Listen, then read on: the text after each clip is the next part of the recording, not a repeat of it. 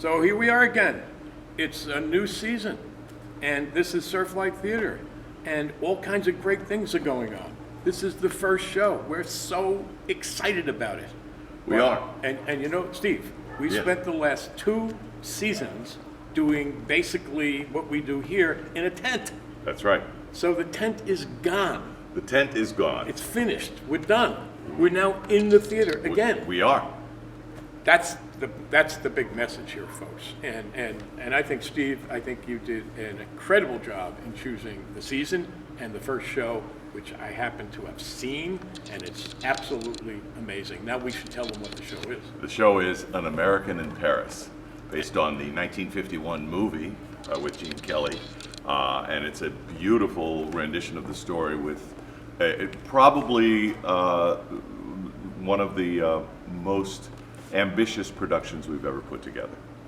I think, without a doubt, it is the most beautiful production I've ever seen at Surflight Theater. It is just remarkable. I'm not necessarily a dance guy, but you've changed my mind. The stuff that I witnessed a night ago was unbelievable. I mean, you know, I don't know what was going on that stage. All I know is I was mesmerized by it, absolutely mesmerized.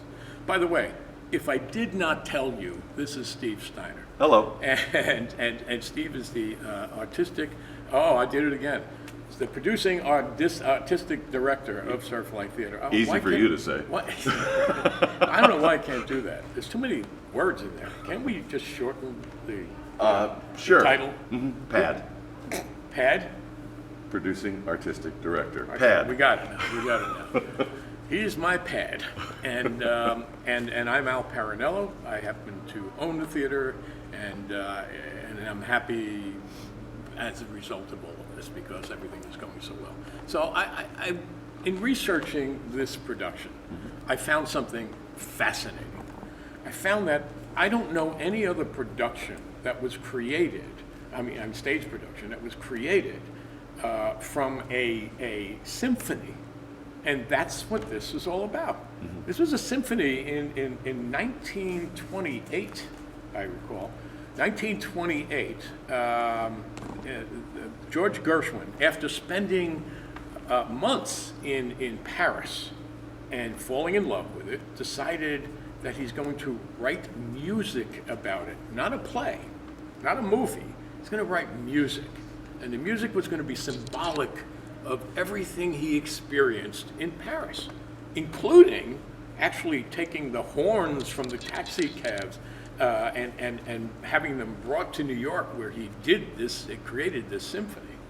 And to me, this is just an amazing story. His time spent in Paris was absolutely noted by saying, "My purpose here is to portray the impression of an American visitor in Paris as he strolls about the city and listens to the various street noises and absorbs the French atmosphere." And he did that, and he put it on, he literally did it and wrote the music, and then it became symphonic. And music halls played this, and great musicians wanted to get involved in this great piece. And it's so funny, 1928, there was no television. Movies were still, I guess, in black and white. And they didn't have sound. And they didn't have sound, right? So to actually create this play, this incredible musical, it started with just noise, with sound. That was it. And to me, that is the fascinating story behind what you're going to see in this production.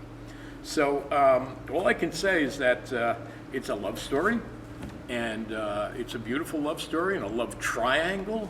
I'm not going to go into detail. Steve, how do you find an actor to portray Mr. Kelly? Well, we audition a lot of people. In a normal year, of course, pandemic year, we did a lot of this with virtual auditions and video auditions, but also of the 21 actors in this show, 12 of them we've worked with before. So we had a strong basis of people that we already knew wanted to be in this show and wanted to work with us again this summer. However, we did not have an actor for that role, and so Gene Kelly's the role Gene, in yeah, the that's, movie. that's correct, Gene Kelly's role, we held an audition, a live audition in New York, and called people in, and our Hector Molina walked through the door, and we all went, yeah, that's it. Yeah. And I agree. After seeing Hector, he is quite amazing, and the Leslie Caron character, equally as wonderful. That's Kelsey Kaufman, and Kelsey has worked with us. This is her third year working with us, as a Yeah, matter of fact. she's brilliant. She just finished her degree. She just graduated, I think, the day before the first day of rehearsal from the professional dance program at Pace University. Wow. Well, the movie went on to win 6 Academy Awards, became one of the great standards in moviedom and now on stage.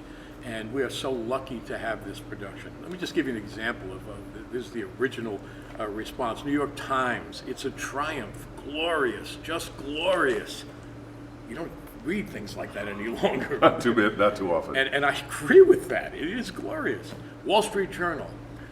It's a masterpiece, an old-fashioned, big-hearted, spare no expense Broadway romance. You just don't get reviews like this. Yeah, and a lot of this production, being as good as it is Paula Hammond Sloan, who has directed and choreographed many shows for us over the years, topped herself completely on this one.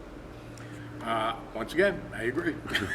No, I was mesmerized by this experience. So you got to get tickets, and you got to see this thing. It's only going to be here. Actually, it's playing now, right through June 18th. So you've got some time, but trust me, when the word starts getting out about this production, you're going to have a hard time finding these tickets. What we actually, it's happening already with some of the Facebook groups about Long Beach Island, and we've had very, very brisk sales the last 2 days based on people that have come to the first couple performances and then wrote just glowing posts and put them everywhere in these Facebook groups. Yep. We had very brisk sales on the show yesterday. So some of the songs that probably more familiar from the Kaufmans are I Got Rhythm. Did you ever hear me sing that? No, I didn't. I got rhythm, I've got rhythm. Anyway, I try. I do try. I agree, you're very trying. And also, S Wonderful. Not is wonderful, or it's wonderful. Wonderful. Just swonderful. That's right. You know that one. Did you like to hear me? No, you would not like to hear me sing. And Stairway to Paradise. And I wasn't familiar with Stairway to Paradise, so I went on my little, what's that thing called? Computer? No. No, the thing you talk to. Alexa or something? Alexa. Oh, Thank you. okay. And I said, play, what is it? Stairway to Paradise. And by the way, do this, folks, it's fun. It played for me Sarah Vaughan's version. Oh, wow. I couldn't believe it. And I said, okay, I'm a fan. I love the song. I love Sarah Vaughan. Always have. I have a Sarah Vaughan story, but I won't do that. Maybe in another video. So at any rate, come see it. And why don't you give out the phone number so people can buy tickets? Sure. 609-492-9477. And as soon as it answers, pay no attention. Just press 1. Yes. Now, some other things. This is an interesting start of the season. You may want to take a look at that and Sure. point out some things that. Well, we do have comedy night Monday night the 13th.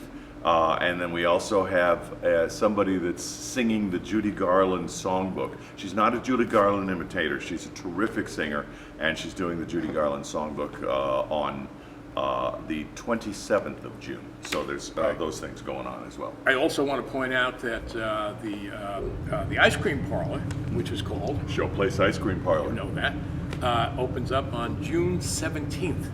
June 17th. So while this thing is happening towards the end, you can pick up some ice cream as well. Sure. Coming up after this show is the Addams Family. Talk about classic dancing. No, I'm kidding.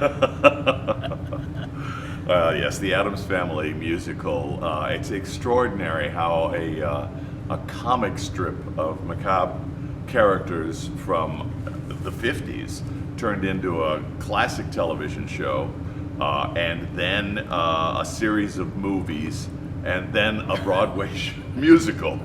You know, they're just fun, timeless, crazy, funny characters, and we're really looking forward to the Addams Family. It's in rehearsal now. A little macabre. Yes. And but I'm into macabre.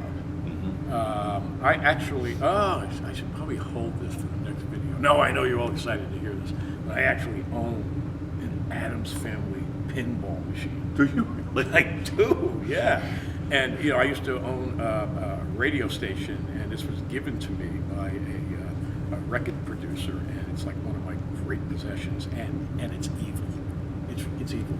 As you're playing the pinball machine, macabre things start happening. Oh. A series of magnets connect, and the ball that's going this way shoots to the left and shoots it, but only in the seance.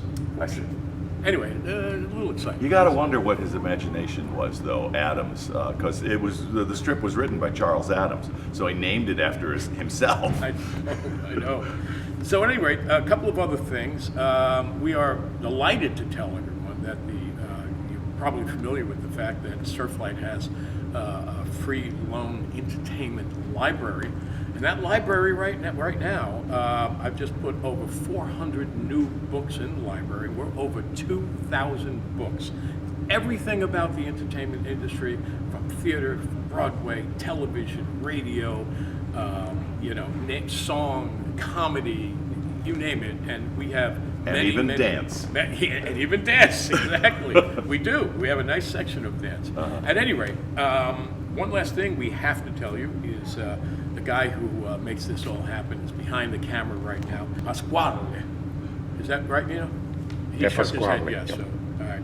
And his company is Reel, R-E-E-L, Original Productions. And you can get to him if you have an upcoming bar mitzvah only, or wedding, or party, or anything else that requires video.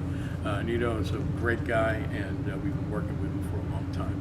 So Nino, thank you. You can reach him at 609-220-5341. And once again, Steve, give out the number for the theater for tickets to American in Paris. That's 609-492-9477. Press extension number 1. And or you could go to our website, which is surflight.org. Thank you. And that's it. I think we've covered a lot here. Sure. Okay. Thanks, folks. We'll see you next time. Buy your tickets. This is so worth it.